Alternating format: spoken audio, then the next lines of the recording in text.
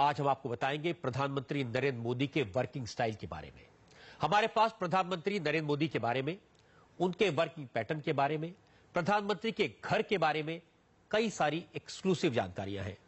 ऐसी जानकारियां जो अभी तक सामने नहीं आई हैं, ऐसी बातें जो अब तक लोगों को मालूम नहीं है।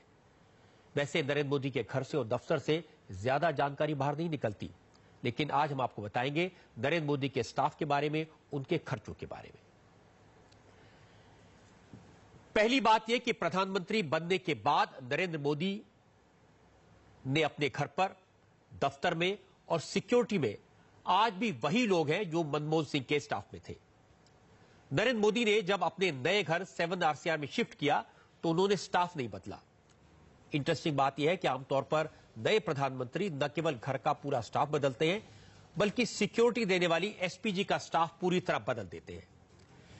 एसपीजी के लोगों को बदलने के पीछे वजह यह होती है कि प्रधानमंत्री की कोई भी बात या कोई भी मूवमेंट लीक ना हो, किसी को पता न चले। लेकिन प्रधानमंत्री मोदी के सिक्योरिटी में अब भी वही अफसर हैं जो मनमोहन सिंह के साथ थे। नरेंद्र मोदी ने पीएमओ में सेकंड लेवल की ब्यूरोक्रेसी में भी कोई बदलाव नहीं किया है। अफसर वही हैं जो पिछले पीएम मनमोहन सिंह के साथ थे। यहां तक कि प्रधानमंत्री मोदी ने कैबिनेट सेक्रेटरी को भी एक्सटेंशन देकर बनाए रखा। मुझे याद है यूपीए सरकार ने सत्ता संभालते ही उस वक्त के कैबिनेट सचिव कमल पांडे को बदल दिया था, जबकि कमल पांडे के रिटायर होने में सिर्फ 2 महीने बचे थे। प्रधानमंत्री मोदी ने ब्यूरोक्रेसी में बड़े बदलाव नहीं किए। ज्यादातर मंत्रालयों में आज भी वही सचिव हैं जो पिछली सरकार में थे। एक और बात यह सामने आई कि अपने 10 साल के शासनकाल में मनमोहन सिंह ने प्रधानमंत्री के तौर पर सारे सचिवों के साथ एक साथ बुलाकर कभी भी एक बार भी मीटिंग नहीं की। लेकिन मोदी ने प्रधानमंत्री बनते ही सारे विभागों के सचिवों की मीटिंग बुलाई, उनसे लंबी बात की और उन्हें अपना फोन नंबर तक दे दिया। असल में नरेंद्र मोदी के वर्किंग स्टाइल को अब तक उनके अपने लोग भी नहीं समझ पाए। बहुत सारे मंत्री प्राइवेटली ये शिकायत करते हैं कि नई सरकार में पिछली सरकार के अफसर हैं, पिछली सरकार का स्टाफ है, पता ही नहीं चलता कि सरकार बदली है।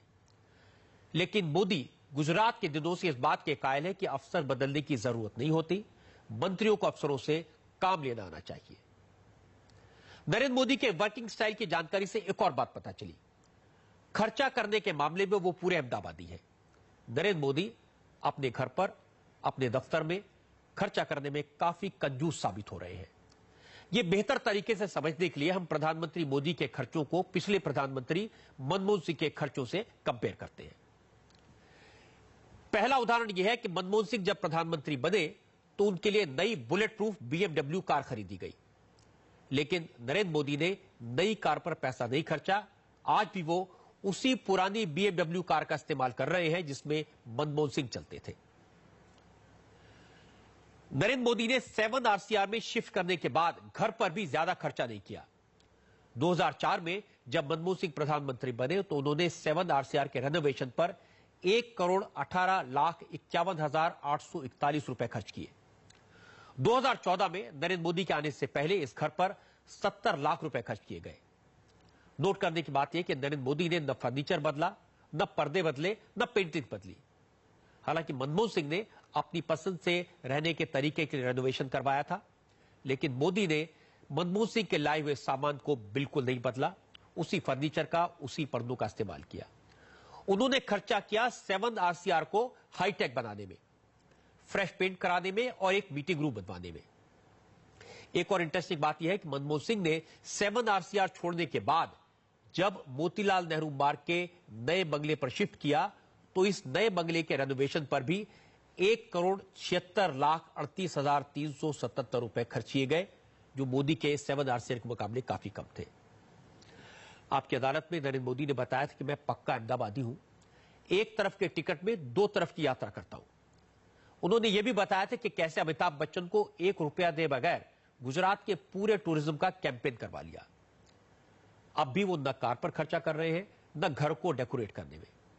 वैसे नरेंद्र मोदी खाने पीने पर भी ज्यादा खर्चा नहीं करते, लेकिन ये लाइफस्टाइल नरेंद्र मोदी की आदत है। वो आरएसएस के प्रचारक थे, तब से खर्चे बचाना और कम पैसे में काम चलाना उन्होंने सीख लिया। अब तक जो हमने खर्चे आपको बताया ये स्थायी खर्चे थे, परमानेंट खर्चे थे। लेकिन नरेंद्र मोदी ने प्रधानमंत्री बनने के बाद रोजमर्रा के कई और खर्चे भी बचाए हैं। नरेंद्र मोदी का डेलीगेशन मनमोहन सिंह के मुकाबले में काफी छोटा होता है। मनमोहन सिंह जब विदेश यात्रा पर जाते थे तो उनके साथ अफसर, डॉक्टर, मीडिया और सिक्योरिटी के 43 से 49, 43 से 49 लोग हुआ करते थे, जबकि प्रधानमंत्री मोदी के विदेशी दौरों पर सिर्फ 28 से 33 लोग साथ गए। मनमोहन सिंह ने 2014 में भारत के अंदर जो घरेलू दौरे किए, उस समय उनके साथ 23 से 41 लोग होते थे। मोदी के डोमेस्टिक टूर्स में उनके साथ 21 से लेकर 31 तक लोग उनके साथ गए। बहुत से लोगों की यह शिकायत है कि मोदी जब विदेश पर जाते हैं तो अपने ज्यादातर लोगों को साथ नहीं ले जाते। आमतौर पर प्राइम मिनिस्टर के स्टाफ की और मंत्रियों की ख्वाहिश होती है कि वो प्राइम मिनिस्टर के प्लेन में जाएं, उनकी हवा बनेगी। लेकिन मोदी का स्टाइल अलग है, वो काम से काम रखते हैं। इसलिए मीडिया को भी शिकायत है कि वो अपने साथ सिर्फ दूरदर्शन और एजेंसी के पत्रकारों को ले जाते हैं।